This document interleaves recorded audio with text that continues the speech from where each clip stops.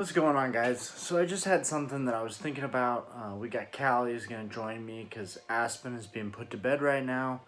Um, so some things I was thinking about. I was talking with somebody who reached out, who saw another video of mine. They reached out. We were talking about certain things. We were talking about first edition cards.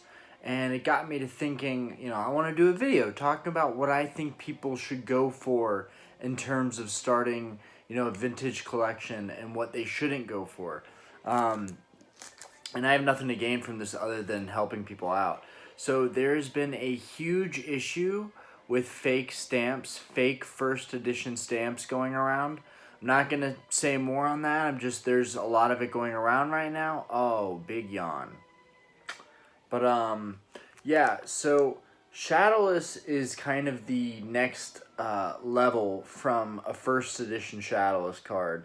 And the prices right now, the prices are great, and I think that's because there's so much hype around the first edition cards on collectors wanting the first edition sets first, especially graded. And what I think is interesting about that is I actually am going for the non-first edition sets and the base unlimited cards because honestly it just seems like there's a lot of value to be had there. You're getting the exact same card. No, it's not a first edition, but the quality is very similar. The shadowless quality and the first edition shadowless qualities are they're almost completely the same from what I would from what I would understand. Now, I don't have a shadowless first edition card, so I can't speak on that. I do have first edition cards, and they are not really all that different from the base unlimited cards. But who's to say it's not that way with the shadowless and the shadowless first edition cards. Anyways, guys, some cards that I'm going to say are probably your top hits to go for first, and I don't have them all graded, but I'm working on that. I've been so busy with the Brilliant Stars set and doing videos on that I'm burnt out from Brilliant Stars, and I'm ready to get back to the traditional vintage Pokemon. So first things first, Pikachu is one of the more important characters, probably if the most important character in the whole Pokemon series.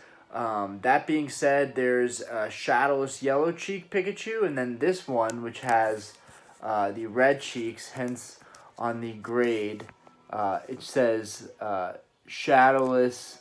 Does it not say red cheeks? Yes, it does. It says red cheeks, Shadowless. So the red cheeks was an error, and then they went back to yellow from what I know. So the red cheeks are rare.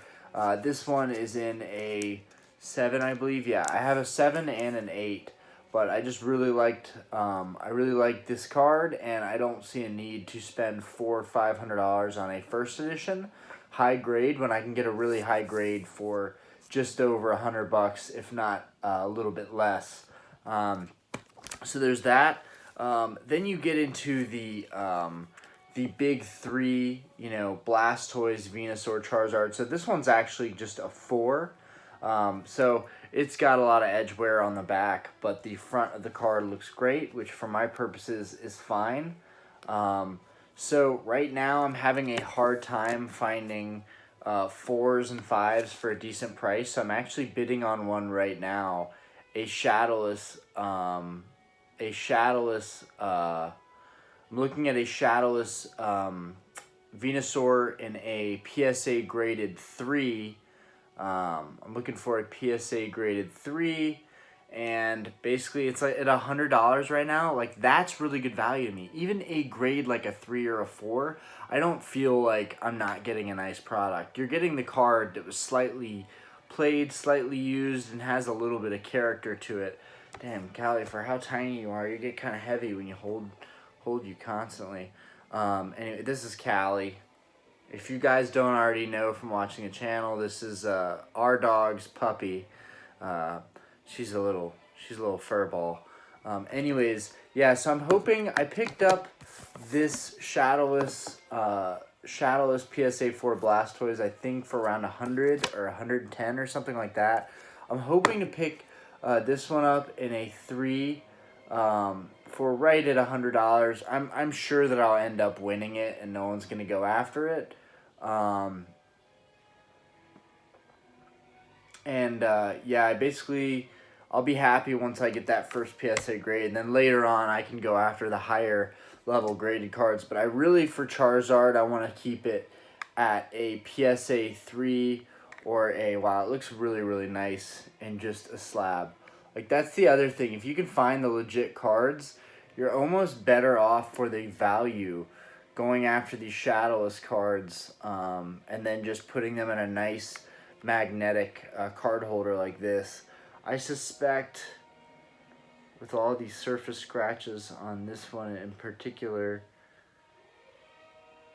I suspect that this shadowless Charizard, as scratched up as it is probably more like a PSA 3 or a PSA 4. I'd be happy if it was a PSA 4. It looks like it's really, really nice here, but you can definitely, I don't know if you can see through there. There are a couple little surface scratches on there that you can see more easily putting the light directly on it. You really can't tell if you're just looking at it in some normal lighting. As far as I can tell, it's a really beautiful card. And my first shadowless Charizard, so that was kind of a big deal for me. You can definitely tell how worn it is on the back.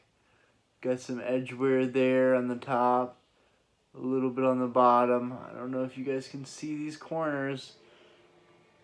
But yeah, the card's not perfect, but it's definitely cool to get a shadowless Charizard. And from what I can see, the prices are getting a lot higher on them. So that's probably a good place to shop. Also, I have several base unlimited Charizards. I think that's a great place to shop. I just did a video and I was like, we're going to be talking Charizards. But take this base set 2 Charizard.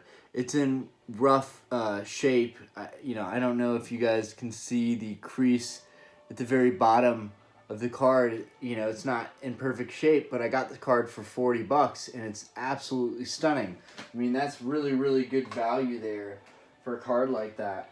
Another great example that's not a first edition card, but is a really, really good artwork for a card, is Blaine's Charizard. I mean, Blaine's Charizard is a beautiful card. Why do you need the first edition for $250, $300 in varying conditions when you can get a near mint Blaine's Charizard for probably $120? I mean, I just don't see.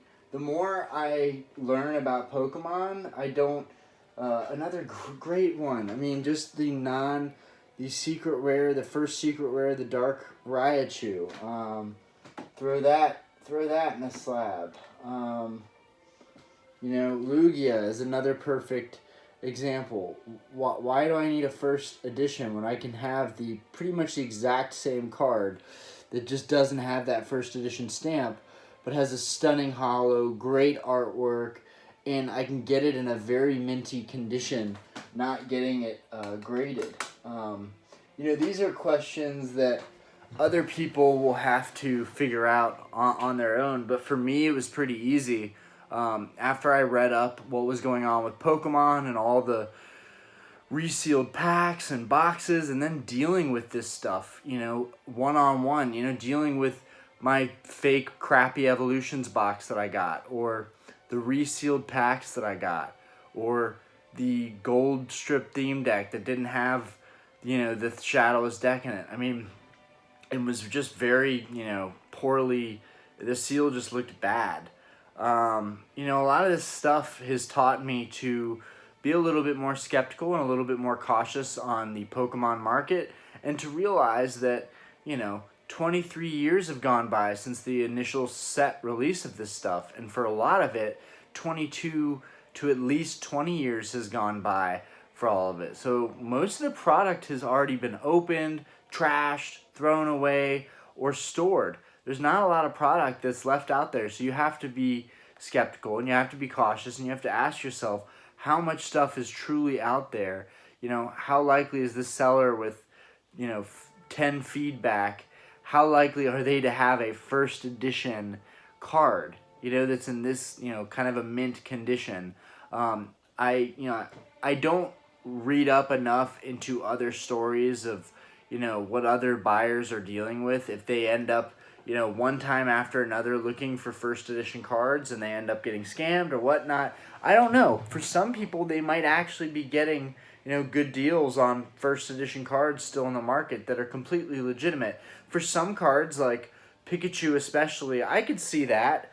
It's not like Charizard. Charizard is one of the most sought after cards, so it's more likely to have a stamp like that. But I don't know. I just think a stamp can be easily done, whereas the card and the quality of the card is something that can't be done so easily. So anybody who's a smart scammer, counterfeiter, whatever you want to call it, hustler, they're going to do the thing that requires the least modification, and that, in essence, is a first edition stamp. So something for everyone to be, somewhat wary and skeptical about. Another, before I end, another two cards I want to talk about real quick in the Team Rocket set that are really cheap right now. I see a PSA 3 Dark Charizard, Dark Blastoise going for like, no one's not even touching it. No one's even touching it for $80 in like a PSA 3. Guys, it still costs $20-$30 to get the card and $50 to get it graded, whatever. That's going to go up in value someday. But anyways, just finding these cards in like a semi-mint condition, you can have them for, $40. The non-first edition cards. You can have them for $40-$50. Put them in a nice magnetic sleeve for all the years to go by, and you have a really, really nice card. Do you need it to be first edition? Absolutely not.